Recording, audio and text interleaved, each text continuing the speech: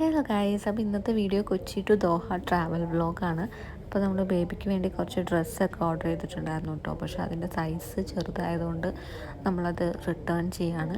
പിന്നെ കുറച്ച് പാക്കിങ്ങും സാധനങ്ങളും പിന്നെ വീട്ടിൽ നിന്ന് കുറേ സാധനങ്ങൾ ബീഫ് അങ്ങനത്തെയൊക്കെ തന്നു വിട്ടിട്ടുണ്ടായിരുന്നു.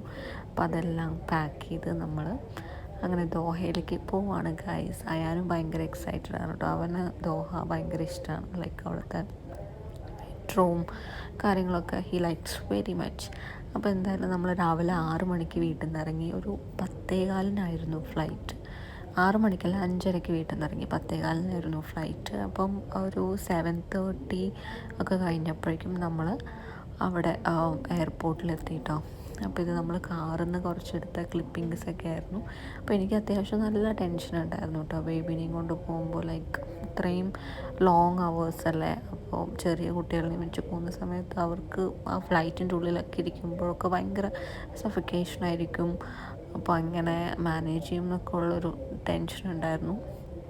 അങ്ങനെ അവൻ ലൈക്ക് കാറിലൊക്കെ വെച്ചിട്ട് വലിയ കുഴപ്പമില്ലാതിരുന്നു കേട്ടോ. അപ്പോൾ പിന്നെ നമ്മൾ എയർപോർട്ടിലെത്തിയിട്ട് ആദ്യം അവിടെ ഫ്രണ്ടിൽ നിന്ന് നമ്മൾ കുറച്ച് കോഫി സ്നാക്സൊക്കെ കുറച്ച് കഴിച്ചു. എന്നിട്ട് ഒരു 8 മണിയൊക്കെ കഴിഞ്ഞു നമ്മൾ തിരിച്ച് അതിൻ്റെ ഉള്ളിൽ കയറാൻ വേണ്ടിയിട്ട് കേട്ടോ. അപ്പോൾ അവിടെ നിന്ന് കുറച്ച് ഫോട്ടോയും കാര്യങ്ങളൊക്കെ എടുത്തു. പിന്നെ നമ്മൾ ഫ്ലൈറ്റിൽ കയറുന്നതിന് മുന്നേ എമിഗ്രേഷനൊക്കെ കഴിഞ്ഞത്, ഫ്ലൈറ്റിൽ കയറുന്നതിന് മുന്നേ ബേബിൻ്റെ പാമ്പേഴ്സൊക്കെ ചേഞ്ച് ചെയ്തിട്ട് നമ്മളിപ്പം ഫ്ലൈറ്റിലേക്ക് കയറാൻ പോവാണ് ഗൈസ്. അപ്പോൾ ഇതുവരെയും ആൾ വലിയ കുഴപ്പമൊന്നും ഇല്ലാതിരുന്നു കേട്ടോ, അത്ര കരച്ചിലൊന്നും ഉണ്ടായിരുന്നില്ല.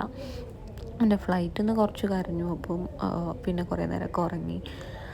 അങ്ങനെ നമ്മൾ സംഭവബഹുലമായി എത്തിയിരിക്കുകയാണ് ഗൈസ്. പിന്നെ ഖത്തർ എയർവേസ് ആയതുകൊണ്ട് ഫുഡ് വാസ് ഗുഡ്.